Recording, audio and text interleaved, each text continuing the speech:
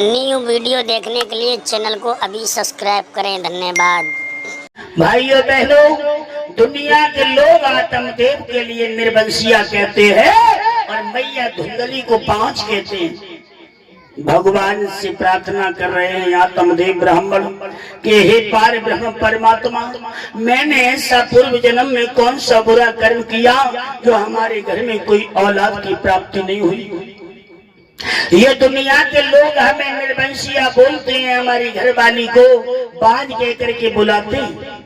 हे परमात्मा, मैंने ऐसा कौन सा दुष्कर्म किया जो हमारे कोई औलाद नहीं हुई।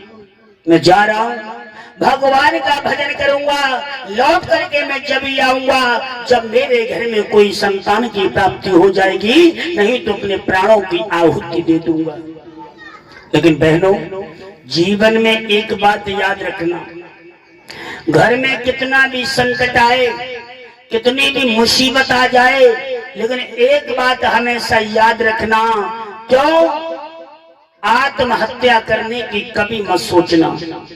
क्योंकि जो परमात्मा ने तुम्हारे इस सुंदर से शरीर को दिया है, जो परमात्मा का स्वरूप जो आत्मा तुम्हारे अंदर है, इस आत्मा को लेने का अधिकार केवल परमात्मा के लिए है। और परमात्मा के बिना अनुमति के तुमने अगर आत्महत्या करना चाहा तो समझ लीजिए, तुम ये मत सोचना कि हमारा कल्याण हो जाएगा। कल्याण नहीं होगा, बल्कि जब तक जमीन आसमान सूरज चांद रहेगा तब तक तुम प्रेत योनि में भटकते रहोगे। ना तुम्हें यहाँ जगह मिलेगी और ना वहां जगह मिलेगी। घर में अगर कोई दिक्कत आ जाए, सास बहू में लड़ाई हो जाए, माँ बेटे में गुस्साबाजी हो जाए, पति पत्नी में टेंशन हो जाए, तो 2-4 दिन के लिए आप मुंह बिछोया करके आप परदेश चले जाना, रिश्तेदारी में चले जाना, लेकिन अपने अनमोल जीवन की आहुति कभी मत देना। क्यों? तुम्हें मालूम नहीं है आत्महत्या करने से बड़ा संसार में कोई पाप नहीं।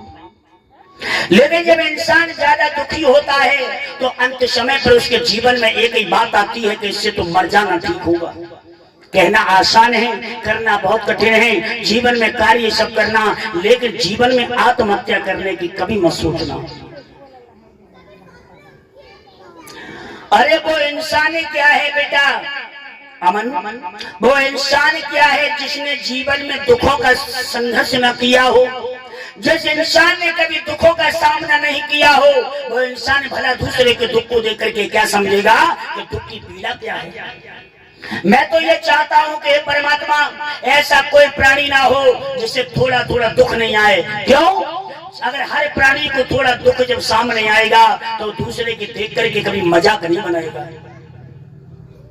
अगर जिस इंसान ने, सीमा दीदी, अगर जीवन में कभी दुख नहीं देखा हो, कभी उसका कान गर्म नहीं हुआ हो, और उस पुरुष के सामने कोई दीन दुखी जाकर के आंसू बहाए और कहे कि मुझे बहुत संकट है, मेरी मदद कर दो, तो ऐसे प्राणी का कभी दिल नहीं पसी सकता, क्योंकि उसे मालूम नहीं है कि दुख होता क्या है।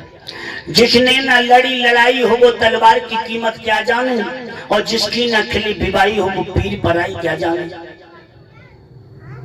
भाइयों और बहनों, अरे हमारा देखिए दुख और सुख हमारे लिए जीवन के रथ के 2 पहिया हैं।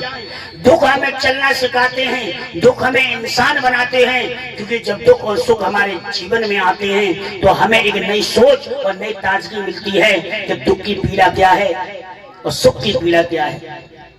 अब इंसान ये कह रहा है कि भगवान हमने कौन सो बुरो करो, तूने हमारे संग में बहुत ही बुरो करो है? परमात्मा को दोष दे रहे हो। लेकिन एक बात ध्यान रखो बहनों भाइयों, क्या नाम है अम्मा? क्या नाम है? मेरा मालती। और ये 21 रुपया हमारी माता जी मालती देवी ये भगवान के चरणों में भिजवा रही है। भगवान इनकी मनोकामना पूर्ण करें, जय जयकार होती रहे। क्यों? बताया कि राम कभू नहीं मारते, नहीं हत्यारे राम, जुल्मी खुद मर जाते हैं और कर कर उल्टे काम। एक बात बताओ बुआ, तुम्हारे कितने बेटे हैं? दो। तुम्हारे मन में कभी ये विचार आया है कि मैं उपेंद्र को ज्यादा प्रॉपर्टी दे दूं या रवि को कम दे दूं? नहीं। क्यों? माँ के लिए चाहे बेटा कमजोर हो, चाहे बेटा अपाज हो, लेकिन माँ के लिए अपने दोनों औलादों की वही आग होती है। और किसी के माँ बाप ये नहीं चाहते कि मेरी औलाद दुखी रहे। कितनी भी माँ डाहिन हो जाए, लेकिन बेटा को कभी नहीं खाती है। कभी माँ बाप ये नहीं चाहते कि मेरी औलाद दुखी रहे, मेरी औलाद गलत संगत में पड़े। क्यों? इसी प्रकार एक बात बताओ बहनों, हम सबका पार ब्रह्म परमात्मा मामा जी वो है। और बताएं, दुनिया वाले रूठने वालों से कुछ नहीं होता। संजय प्रताप। अच्छा, और ये 21 रुपया संजय प्रजापति भगवान के चरणों में भिजवा दे, भगवान मनोकामना पूर्ण करें। लेकिन ध्यान रखना, अगर जितना तुम दुनिया वालों के सामने हाथ फैला के भीख मांगोगे, ये दुनिया वाले तुम्हें 1 रुपया देंगे, 100 रुपए के ताने मारेंगे। जीवन में भीख मांग के खा लेना, लेकिन अपनों से कभी कर्जा मत लेना।